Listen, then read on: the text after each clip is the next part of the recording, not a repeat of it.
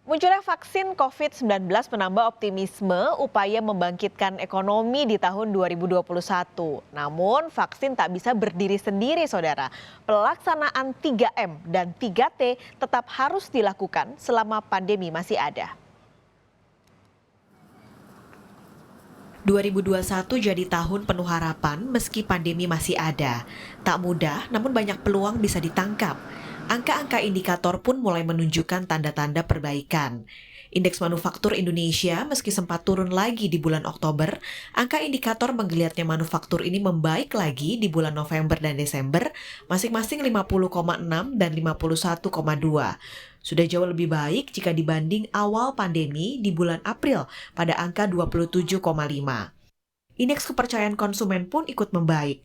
Sempat turun di bulan Oktober, namun angkanya mulai membaik di bulan November 92 poin dan Desember 96,5 poin. Artinya konsumen mulai yakin terhadap kondisi ekonomi. Pemerintah pun optimistis target pertumbuhan ekonomi 4,5 hingga 5,5% bisa tercapai. Meski strategi harus ditata ulang karena di awal tahun pembatasan sosial kembali diterapkan.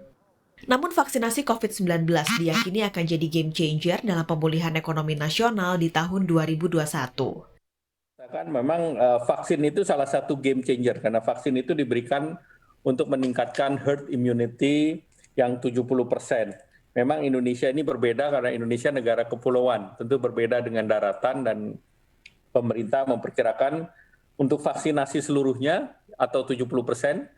Yang belum adalah mereka yang di bawah 18 tahun karena memang clinical trial-nya belum selesai. Tetapi begitu ada tentu pemerintah akan mempertimbangkan. Sehingga penanganan yang dilakukan pemerintah adalah mereka yang sehat dengan vaksinasi dan tentu sosialisasi menjadi penting karena itu tidak hanya terkait dengan efekasi tetapi juga terkait dengan kehalalan. Optimisme 2021 pun disampaikan para pengusaha dalam kegiatan Kompas 100 CEO Forum After Lunch Discussion yang digelar secara virtual. Sektor perbankan dan industri tekstil berharap vaksin dan kedisiplinan masyarakat menghadapi pandemi bisa membuat ekonomi lebih cepat pulih.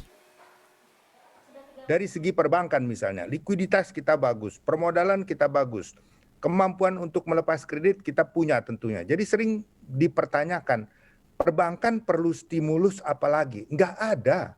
Yang kita butuhkan adalah ekonomi ini menggeliat kembali. Karena bahasa simpelnya, apa gunanya orang pinjam uang kalau dia harus bayar bunga, tetapi uang itu tidak bisa diputarkan untuk mendapat untung. Kalau volume bisnis turun, lah buat apa dia pinjam uang? Itu secara logiknya. Jadi begitu roda perekonomian itu menggeliat kembali, kebutuhan kredit yakin akan meningkat. Tapi kita semua juga sadar harusnya game changer-nya adalah kita semua ya, yang merupakan rakyat Indonesia. Ya, I think selalu kan semua tersurat dengan baik. Yang penting sekarang bagaimana kita benar-benar progresif menyirapkan ini dengan baik, mengimplementasikan dengan baik. Apakah Indonesia ada peluang? Sangat. Mengingat kita ini cukup netral di mata dunia dan saya berharap juga bahwa eksistensi dari pemerintah, eksistensi dari dunia usaha ini benar-benar bisa hand to hand. Ingat, pandemi masih ada, maka waspada adalah yang utama. Saat ini vaksin bukan satu-satunya jalan, menjalankan 3M dan 3T juga tak kalah penting. Saya kira pemerintah juga sudah melakukan semuanya. Pada dasarnya untuk menanggulangi pandemi ini tidak bisa satu modalitas saja, tidak bisa 3M saja dikuatin habis-habisan, tidak bisa 3T saja dikuatin habis-habisan, tidak bisa pengobatan saja dikuatin habis-habisan, dan tidak bisa vaksin saja dikuatin habis-habisan. Jadi semua mesti berjalan bersama-sama, 3M-nya maksimal, 3T-nya maksimal, vaksinasinya juga maksimal. Dan saat ini ada 61 vaksin yang sudah masuk uji klinik di dalam platformnya WHO. Dari 61 itu, ada sebagian, saya kira hampir 10 yang diberikan sekali saja. Kalau nanti itu berhasil, tentu akan jauh lebih baik daripada vaksin yang diberikan 2 kali. Itu poin. Makin disiplin masyarakat dalam menghadapi pandemi, semakin cepat pula ekonomi bisa pulih. Tim Liputan Kompas TV.